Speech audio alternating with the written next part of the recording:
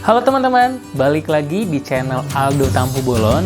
Untuk video kita kali ini, kita akan membahas topik yang paling dibutuhin sama personil K3. Jadi kita akan membahas berkaitan dengan CSMS atau Kontraktor Safety Management System. Jadi langsung aja kita tonton videonya.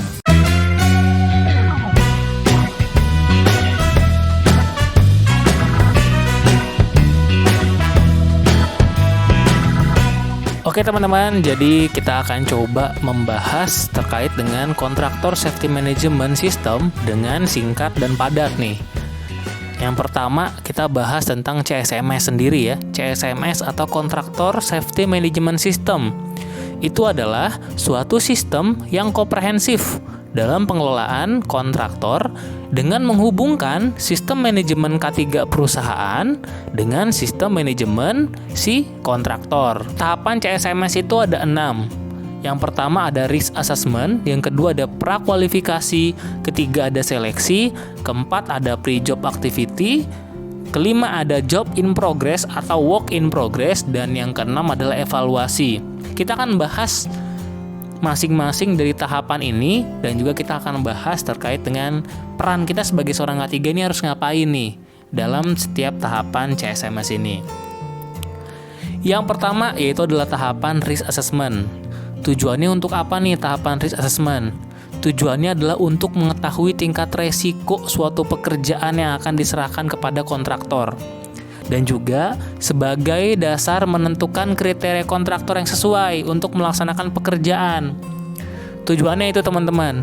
Prosesnya seperti apa nih dalam penilaian resiko? Yang pertama, si perusahaan atau si klien itu wajib menentukan pekerjaan apa sih yang akan dikontrakkan. Kalau udah ditentukan nih pekerjaannya apa, baru melakukan identifikasi potensi-potensi bahaya dalam pekerjaan tersebut.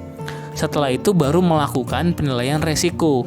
Kita nggak akan bahas secara detail terkait dengan penilaian resiko karena kita akan bahas di video berikutnya ya, karena akan panjang kalau kita bahas. Nanti kalau sudah dilakukan penilaian resiko, baru masuk ke tahapan berikutnya, itu adalah menentukan peringkat resiko. Biasanya itu tingkat resiko ada 3, ada rendah, medium, dan tinggi. Tugas kita sebagai kontraktor atau personil K3 ngapain? Sebelum masuk ke tahapan berikutnya, kita harus tahu dulu ini resikonya apa, dan kira-kira perusahaan kita atau perusahaan kontraktor ini bisa nggak bekerja di nilai resiko yang sudah ditentukan oleh si perusahaan. Nah itu dia terkait dengan tahapan pertama atau risk assessment. Kalau risk assessment sudah berjalan, sudah dilakukan, baru masuk ke tahapan yang kedua, yaitu adalah prakualifikasi. Prakualifikasi ini apa? Tujuannya adalah untuk melakukan seleksi awal kontraktor yang memenuhi persyaratan K3 untuk melakukan pekerjaan. Jadi biasanya dievaluasinya melalui apa teman-teman? Yaitu melalui kuesioner. Jadi si perusahaan biasanya akan membuat kuesioner atau daftar pertanyaan, dan juga berisikan persyaratan-persyaratan apa aja nih yang wajib dilengkapi oleh si kontraktor. Nanti tugasnya si kontraktor adalah mengisi dan melengkapi persyaratan yang sudah ditentukan oleh perusahaan atau klien tersebut. Jadi jelas, tugasnya adalah untuk mengisi dan melengkapi persyaratan yang sudah ditentukan tadi. Nah, kita akan bahas contoh dan cara mengisi kuesioner. Caranya seperti apa? Nah, di sini saya sudah menyertakan teman-teman contoh kuesioner dan cara pengisiannya. Oke, contohnya seperti ini. Ini adalah contoh kuesioner prakualifikasi nih. Nah, biasanya si perusahaan akan memberikan daftar pertanyaan yang wajib kita isi. Pertanyaan ini biasanya dibagi beberapa elemen, teman-teman. Ada elemen 1 berkaitan dengan kepemimpinan dan komitmen. Elemen kedua berkaitan dengan kebijakan dan sasaran strategis K3L. Elemen yang ketiga yaitu berkaitan dengan organisasi, tanggung jawab, sumber daya, standar, dan lain-lain. Elemen selanjutnya ini kita wajib untuk menjawab dan memberikan bukti pelaksanaan di perusahaan kita untuk diserahkan ke si perusahaan atau si klien. Contohnya pertanyaan yang pertama terkait dengan komitmen K3LL melalui kepemimpinan. Nah, di sini dia akan nanya nih teman-teman, bagaimana para senior manager terlibat secara pribadi dalam manajemen K3L? sebagai contoh dalam menetapkan sasaran objektif dan pengawasannya. Nah, kita wajib jawab. Manajemen senior memiliki tanggung jawab untuk memastikan setiap karyawan atau subkontraktor memiliki kompetensi yang terlatih dalam melaksanakan pekerjaannya, termasuk seluruh aspek K3L. Ini kalimatnya bebas saja teman-teman. Intinya adalah untuk menjawab pertanyaan. Dan yang gak kalah penting adalah kita wajib untuk melampirkan bukti-bukti dokumen yang menguatkan dari jawaban kita ini. Jadi kan di sini dijelaskan ya teman-teman, bagaimana nih si para senior manager terlibat secara pribadi dalam manajemen K3L. Nah, kita menunjukkan teman-teman terkait dengan evidence yang menunjukkan bahwa senior manager kita itu terlibat dalam manajemen K3L. Contohnya kita sertakan prosedur terkait dengan struktur dan tanggung jawab. Kita masukkan juga bukti bahwa direktur atau si senior manager ini nih pernah melakukan inspeksi K3. Kita jelaskan juga, kita lampirkan terkait dengan struktur organisasi PTX kita ini yang menunjukkan si senior manager ini di mana posisinya, dan juga terkait email penunjukan manajemen. Nah, ini kita harus masukkan terkait dengan evidence yang menguatkan jawaban kita. Lalu misalnya kita masuk ke elemen kedua. Pertanyaannya adalah, apakah perusahaan Anda mempunyai dokumen kebijakan K3L dalam bahasa yang dipahami oleh karyawan? Nah, ini teman-teman wajib jawab iya atau tidak. Kalau iya, kita jawab ini wajib untuk dilampirkan. Contohnya kita akan menjawab, kita akan melampirkan mengenai kebijakan K3L, baik yang bahasa Inggris atau bahasa Indonesia, untuk menjawab pertanyaan ini. Jadi nggak cukup teman-teman cuma jawab iya. Kalau nggak dilampirkan, ini biasanya nggak akan sah. Artinya nggak ada buktinya nih, si perusahaan atau si klien tersebut tuh nggak akan terima jawaban seperti itu. Nah, nanti teman-teman silakan lihat sendiri contoh pertanyaannya dan contoh jawaban.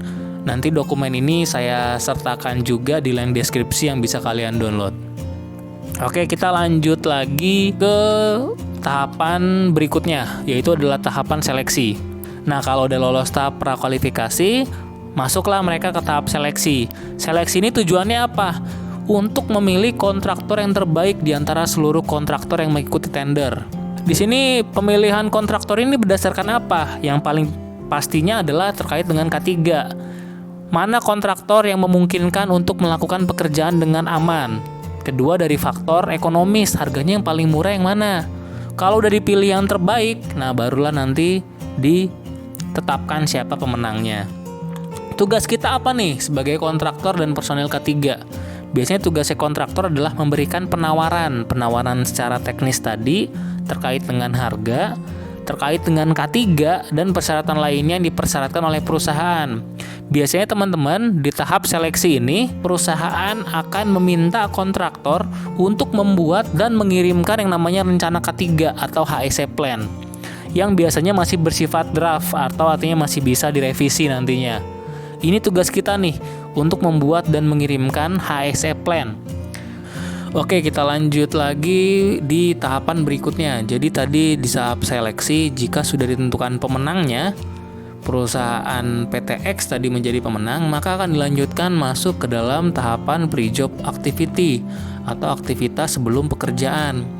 Biasanya kapan nih dilakukannya? Kalau udah ada pemenangnya baru lanjut ke sini. Berikutnya, saat tahapan persiapan apa aja sih yang dibahas? Nah, antara lain adalah berikut ini teman-teman. Pertama, pertemuan pendahuluan membahas strategi dan rencana kerja. Salah satunya tadi rencana HSE Plan tadi. Berikutnya, menentukan persyaratan perizinan dan tenaga kerja yang diperlukan. Nah, ini dibahas juga. Tenaga kerja apa aja nih, butuh personil apa aja yang akan diperlukan di proyek tersebut, dan juga kira-kira persyaratan lain juga harus dilengkapi, contohnya medical check up, sertifikat pendukung misalnya untuk rigger, welder, dan juga untuk operator dan lain-lain. Tugas kita sebagai kontraktor atau personil K3 apa nih di tahapan pre-job activity ini? Yang pertama pastinya adalah mempersiapkan rencana kerja. Peralatan kerja juga kita siapkan, udah disertifikasi, lifting riggingnya sudah disertifikasi, sudah diinspeksi. Perizinan-perizinan lainnya terkait dengan kebutuhan tenaga kerja, MCU tadi itu juga sudah harus dipersiapkan. Ini adalah tahap dalam pre-job activity. Kalau sudah selesai, maka lanjut lagi ke tahapan kelima, yaitu pelaksanaan pekerjaan. Nah, di sini apa maksudnya nih? Jadi di tahapan pelaksanaan pekerjaan, program K3 diimplementasikan. Yang sudah ditetapkan tadi dalam HSE Plan diimplementasikan pada tahapan ini. Kontraktor wajib melakukan upaya pencegahan kecelakaan dalam setiap langkah kegiatannya. Ini adalah detail tugas kontraktor dan personil K3 apa aja yang harus dilakukan. Tadi udah kita bahas, melaksanakan program K3 yang sudah disepakati di dalam HSE Plan. Jadi HSE Plan ini tadi udah harus di-approve teman-teman ya, udah harus ada kesepakatan antara perusahaan klien dan juga dengan kontraktor. Apa aja program yang harus dijalankan. Nah, di tahapan ini, maka program tersebut wajib untuk dijalankan. Tidak boleh cuman tertulis aja, tapi tidak dilakukan, itu nggak boleh. Berikutnya tugas kita adalah membuat laporan performa K3. Jadi semua kegiatan kita wajib dibuat laporan agar bisa termonitor. Tugas kita lagi melakukan inspeksi, pemeriksaan, melakukan pelaporan insiden jika terjadi insiden atau kecelakaan, melakukan latihan tanggap darurat, dan lain-lain sesuai dengan program yang sudah ditentukan di dalam HSE Plan. Itu dia tahapan dalam pelaksanaan pekerjaan. Kalau sudah selesai pelaksanaan pekerjaan, maka di akhir project itu biasanya ada proses final evaluasi, di mana hasil CSMS ini harus dievaluasi, bisa secara berkala, terutama saat pekerjaan atau kontrak sudah selesai. Ini wajib dievaluasi. Hasil evaluasi ini tujuannya untuk apa nih? Untuk menilai kinerja si kontraktor tersebut. Di sini harapannya nanti jika kontraktor kinerjanya baik, ini akan direkomendasikan untuk proyek-proyek berikutnya. Tapi kalau kontraktornya jelek atau pelaksanaan yang nggak bagus, misalnya nggak sesuai dengan HSE Plan, maka bisa di blacklist untuk proyek berikutnya. Ini fungsinya dari final evaluasi. Kemudian juga final evaluasi juga sebagai masukan untuk meningkatkan program CSMS dalam perusahaan tersebut. Apakah kekurangannya, apa yang perlu diperbaiki, ini dibahas juga. Siapa yang membahas? Ini dibentuk tim evaluasi yang melibatkan semua unsur terkait dalam perusahaan. Bukan cuma HSE aja teman-teman, tapi juga dari manajemen project, dari tim engineering, teknis, dari procurement, ini juga termasuk dalam tim evaluasi untuk mengevaluasi si kontraktor tersebut. Nah, jadi itu dia teman-teman tahapan dalam CSMS. Sekali lagi saya infokan, untuk contoh template data itu bisa diambil di link deskripsi. Silahkan dibaca-baca lagi jika kalian ingin mempelajari tentang HSE Questionnaire dan juga terkait dengan HSE Plan. Oke teman-teman, itu dia tadi berkaitan dengan CSMS. Semoga materi hari ini bisa bermanfaat buat kita semua. Dan jangan lupa untuk di-share video kali ini ke teman-teman yang lain, agar semakin banyak personil K3 yang berkompeten. Dan jangan lupa teman-teman untuk di-like video ini dan di-subscribe videonya agar bisa terus berkembang. Sampai ketemu lagi di video selanjutnya.